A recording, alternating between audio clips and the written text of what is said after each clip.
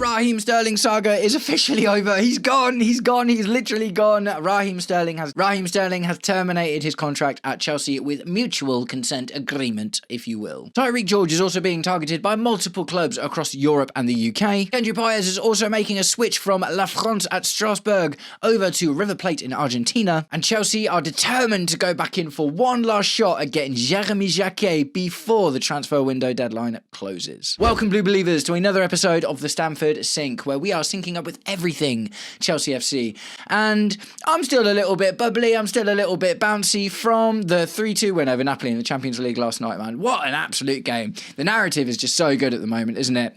Young manager, young squad, Enzo Maresca played us into the ground and we were absolutely terrible. No one wanted Liam Rossinio, no one thought he could do it, but he's come in, he's got 5 wins in 6 games, and you would have thought that's probably going to be 6 and 7 when we take on West Ham at the weekend. Absolutely amazing stuff, man. Absolutely amazing stuff. But I'm not here today to wax lyrical about the squad and Liam Rossinio. We are going to talk about transfers. And as I mentioned in the intro, there's quite a lot going on. But guys, before we get into it, if you are enjoying the content and would like to see more, please do me the distinct honour of liking and sharing the video, subscribe to the channel, or just roast me in the comments. Whatever gets you through your day. Right, so we'll start with the big news. The big kahuna. It is Raheem Sterling. He's gone. It's over. He's fine. As far as I'm aware, he's okay. But he is no longer a Chelsea player because he has terminated his contract with Chelsea. Blueco have agreed by mutual consent that the best thing for both parties is to move Raheem Sterling on. Goose Fraba. Lots of Goose Fraba recently, man. It's good. So, Raheem Sterling, right? Now, a few of you might be wondering, why have we done that? Because what we know about Raheem Sterling is that he was on a contract worth £300,000 a week, which with his 18 months left on his deal means that we've had to pay him about £22 million just to leave. It's one of them, isn't it? Like, first things first, I do not have any issue with Raheem Sterling sticking around as long as he did, even though he wasn't playing, because he was getting paid 300 grand a week, mate. And no one in the world turns down 300 grand a week to basically do nothing. That's outrageous. He's just been chilling, living the high life, getting paid, one of the best paid players in the league easily. Do you know what I mean? Absolutely crazy stuff. And yeah, it's Chelsea's fault for offering him that deal in the first place at the end of the day. So I have, absolutely no issue with Raheem Sterling taking that money, but why didn't we just let him rot in the bomb squad? Right, first things first, he's a human being. I'm sure that there wasn't necessarily a bad relationship between the two because it would, at the end of the day, it's not his fault, like I said, that we gave him the contract in the first place. But we've had to pay a lot of money to let him go, man. A lot of money. £22 million. Woo, that's a huge amount of money. That's the same price we might get for Tyrique George. I'm going to come back to that connection a little bit later. So the reason I think that we have terminated Raheem Sterling's contract comes down largely to our issues with UEFA. We all know Chelsea was sanctioned by UEFA in the summer because we spent more than we were allowed to. Now, there are different types of spending in football, and the spending that UEFA have a problem with isn't transfer fees. Are you spending too much in transfer fees? It is your List A squad cost ratio, and that basically means how much does your squad cost you in an entire year, like your annual squad cost. Now, that breaks down mostly into two things: wages and amortised transfer fees. Raheem Sterling bought 50 mil, 5-year deal, 10 mil a year, right? So every single year, 10 mil is put aside for Raheem Sterling's amortisation because we got to pay that every year.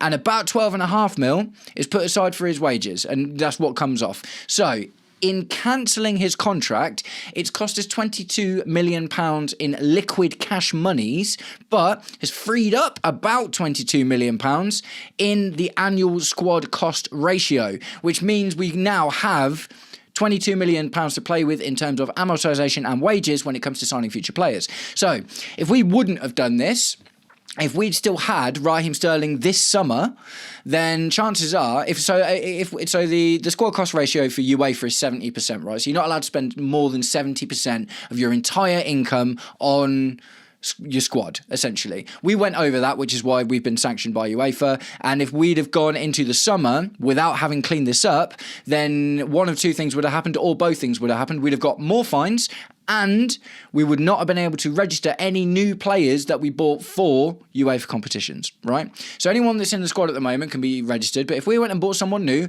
Jeremy Jacquet, for instance, or Erling Haaland, why not? Do you know what I mean? Whatever. Even if we could afford and we had the liquid money to buy those players at the time, if we hadn't have sold Raheem Sterling, we wouldn't have been able to register them for Europe because we'd have been paying too much annually, right? So that's my rambly way of basically saying that I understand why Chelsea terminated Raheem Sterling's contract. It makes sense. It's a stinger because, we've seen it before, haven't we? What was it, like 14 million for, I think it was Graham Potter. Do you know what I mean? Graham Potter got 40 million for being sacked.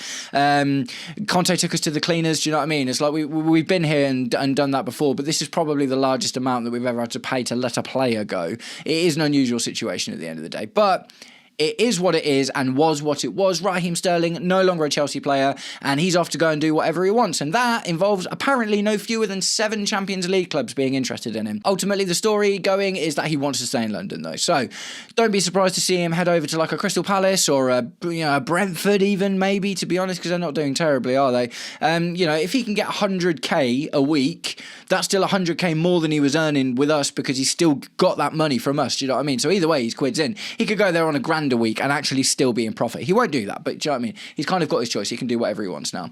Personally, glad to see him go, but I don't wish him any ill will. It was just a stupid situation that Chelsea got themselves into, and it seems like Liam Rossinier also bears him no ill will, because when asked about him after the Napoli game, because it literally happened straight after, he said, "He is a magnificent guy and player. There are a lot of positive things going on in the background that I have had nothing to do with. I wish Raheem and his family all the best." That's nice, isn't it? It's all a good time at the moment, man. It's all a good time. The toxicity seems to be dissipating when, in and around Chelsea at the moment. So I'm loving that, man, because I just want to support my team. Do you know what I mean? So that's it. Raheem Sterling, he's gone. So what I will link that to now is we're going to talk about Tyrique George. There's only a little link there, but just, I'm going to go into the money stuff a little bit.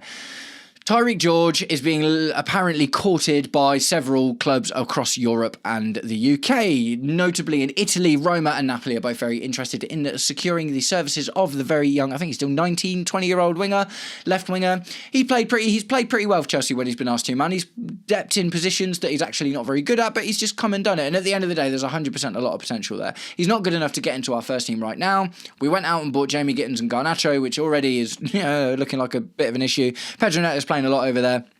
Even Estefao is getting time over on the left wing. Basically everyone but Tyrique George. And I never ever wanted to see him up front again. So, Tyrique George, in the summer, we had a 22 million deal agreed with Fulham to sell him, right? And that was before he got this more game time and scored the more goals that he's done this season. So you would only imagine that his stock has gone up a little bit. But let's just say it is 22 mil for the sake of argument.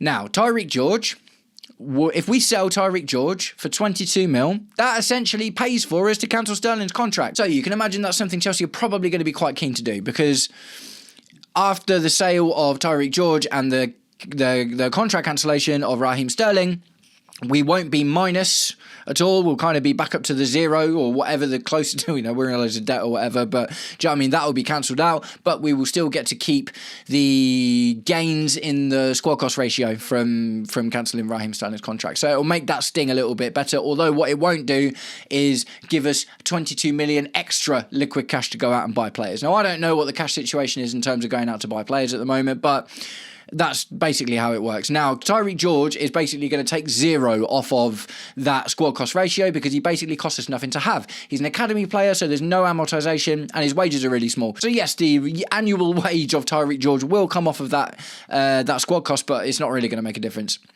Again, with Tyrique George, similar, I wish him no ill will. I would like to have seen him get a better opportunity, but as soon as we bought Jamie Gittins and Garnacho, I was like, well, that's just it then, isn't it? Because unless he comes and absolutely smashes it, then it's probably just not going to happen. And I would argue that although it seems like they're inconsistent, like Jamie Gittins is having a reasonably good season now, is starting to build into it. Alejandro Garnacho has actually been really good in spits and spats.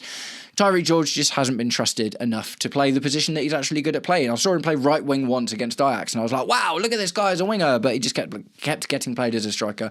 So, works for us, because we get to basically not then, we're back to 0 or in the black or whatever after cancelling Raheem Sterling's contract, and Tyrique George deserves to go out and play. There was loads of German clubs that were really interested in him. I think Dortmund at one point were interested, Red Bull Leipzig were interested, do you know what I mean? There's Napoli and Roma that are interested. He can go to one of these clubs, fight for a place, make a big impact, and hopefully have a really good career. So I wish him all the best, and that's the weird, complicated nature of how the money affects our current situation. So, moving on, Kendry Paez. We've had a here we go from Fabrizio Romano about Kendry Paez moving to River Plate in Argentina. Pretty sure it's Argentina.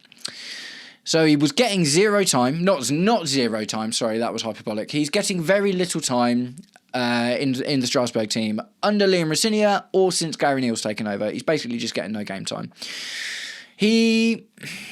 We bought him at the same time that we got Esteval Willian, and he sat like young Ecuadorian player, and it sounded like, him and Esteval were going to come and absolutely tear it up.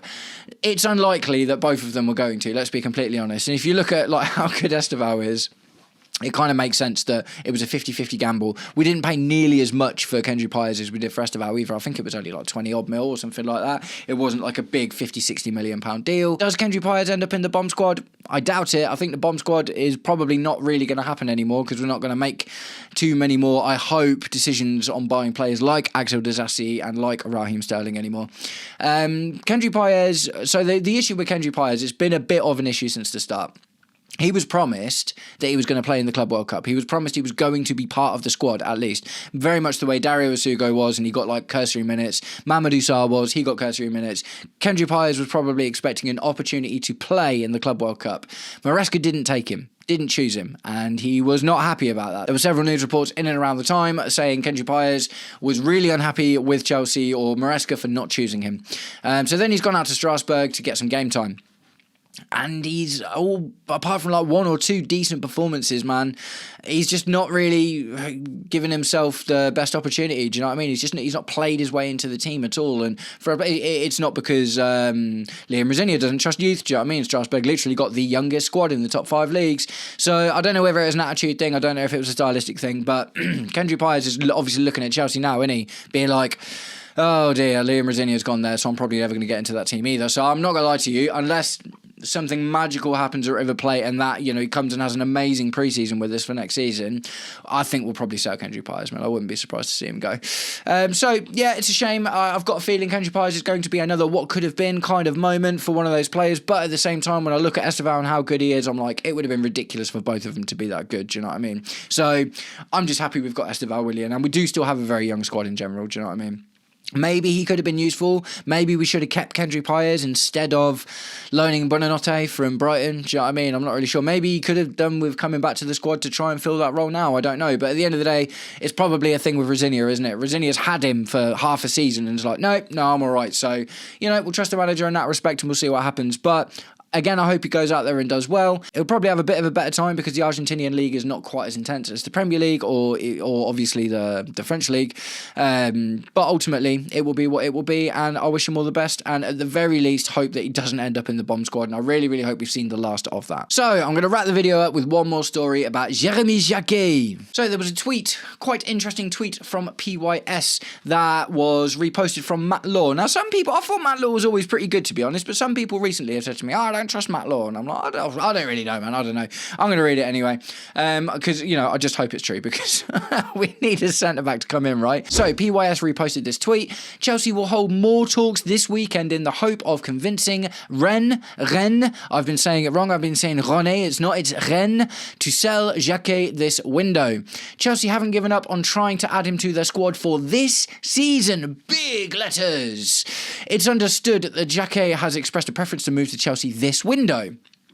So if that's true, that's great. That's great because that means that he might be able to put a little bit of pressure on the club to say, I want to go now if we're willing to pay a reasonable amount of money for him. I do still think that's the reason that we brought Aaron Anselmino back as well, to be honest, was to send him out to either Rennes or Strasbourg to get either Mamadou Sarr back, or maybe that's, we're going to have the talks this weekend, see what happens with Jacquet. If we don't get Jacquet, then maybe Aaron Anselmino goes to Strasbourg and we bring back Mamadou Sarr, because also it has been stated that Mamadou Sarr has that option in his contract as well. So that's a good thing, man. The thing for me with Jacquet, so much can happen so quickly in football in the space of 6 months. I just feel like I'd rather wait until the summer. Do you know what I mean? If to see if it's worth buying him. I don't see necessarily a huge amount of value in buying him now to come back to the squad later when we've got so many players coming in next season already.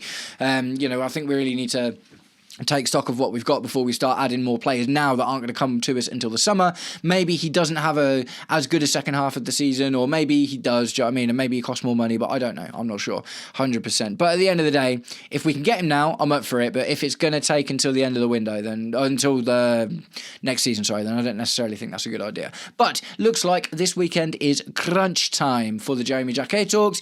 Apparently Bayern Munich have bailed out and they're now focusing on Konate, but Liverpool apparently were still interested, and they really need a defender as well because their defence is in trouble with all of their injuries at the moment. So guys, that is it. I'm going to wrap the video up there. Just a kind of short one today, focusing on the transfer news, but I expect the next few days to be fast and furious. Obviously we've got the game on Saturday against West Ham in the Premier League, so I haven't done a preview in a while. I might do a preview and a predicted 11 for that. Now we've seen Liam Rosinia's tactics and his lineups a couple of times. All those probably still quite hard to predict, but I'll have a crack. Nice one, guys. Thank you very much for sticking around until the end of the video. If you did, I'll catch up with you all very, very soon. Take it easy.